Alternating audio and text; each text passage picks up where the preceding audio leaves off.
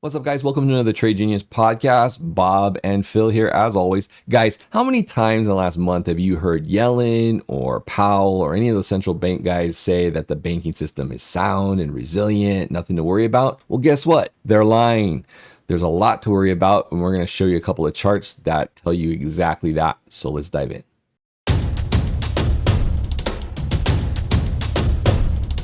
Trade Genius.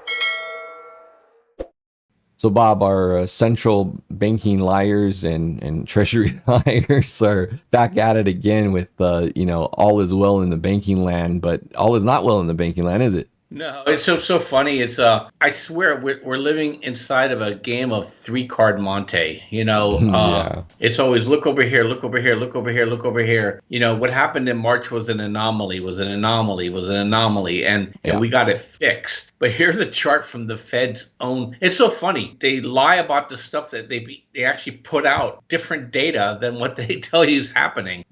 Deposits are being eradicated from the banking system. Right. The banks have no cash, and they have all this longer term debt on their books, which is supposedly quote unquote, their asset, but it's really a liability to them because if those deposits fall, they form bank runs. Right. So what did the Fed do? I think you have a chart to show you. Remember, this next chart should be zero. Okay.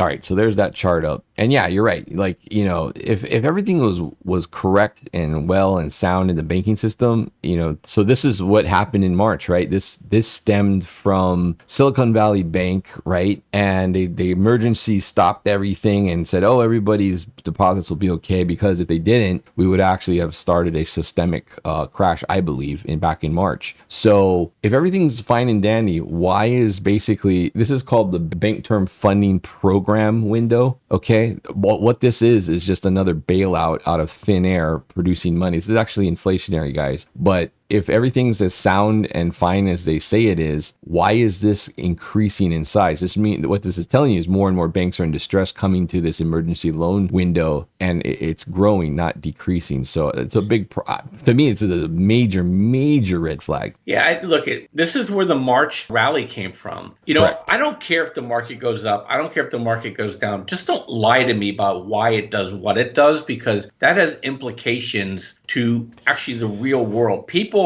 make investment and business decisions based on what they hear. They're being told that all is okay, continue on what you're doing, when really Right. what they've done here is they put a big old tire patch. When I was in the Marine Corps, we used to call they got a sucking head wound here and telling you got a scratch, and this is a blowout of major proportions. And this doesn't end anytime soon, and it continues to rise. Hey guys, if you guys don't mind, head over to tradegenius.co. Check out our specials we have over there. There's a number of different specials with different packages for all different experience types. If you're more into education, we have a package for that. If you just like to get into the room, primarily, we have a package for that as well, where you can see where we're calling out trades and things like that live, and also posting signals into our Discord signal rooms. So check it out, tradegenius.co. Appreciate you doing that.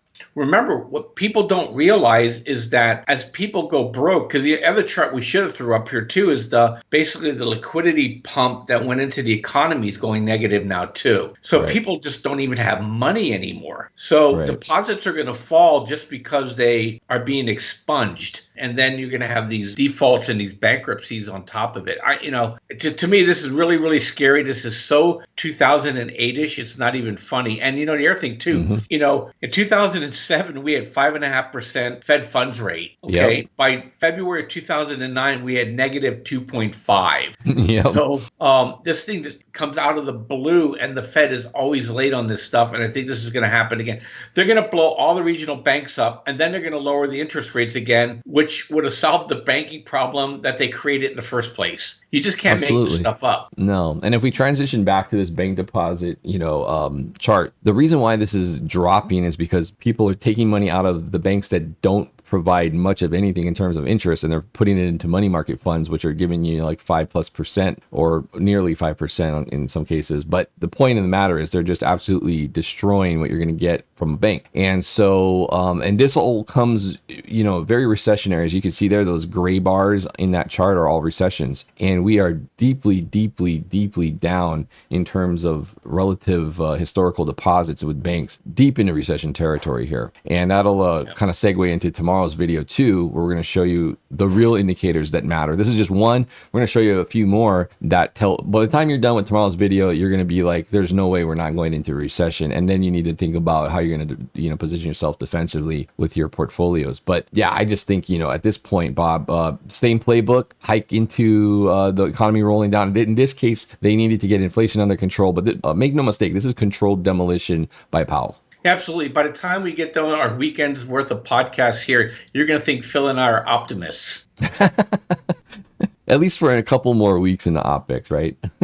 You don't see this stuff until you get this like out of the blue thing, nobody saw it coming thing from the officials. Remember, today also, Phil, they announced that the banks have to take on more debt to create liquidity. So they're basically, the banks have two choices, die fast or die slow. That's a great way of putting it. But yeah, the end result is inevitable. All right, guys. Well, let us know what you think. Do you think that this is going to be a precursor to a more maybe systemic event from the banks? Are the banks really going to be the thing that kicks off a big potential crash here going into next year? Let us know your thoughts. As always, please hit like and subscribe. We really appreciate all the views and comments. And check out our specials over at tradegenius.co. We do have Labor Day specials expiring this weekend. Extra discounts on those. Would love to see you guys in the room. So check that out at tradegenius.co. Thanks again, Bob. We'll see you guys on the next video. Take care.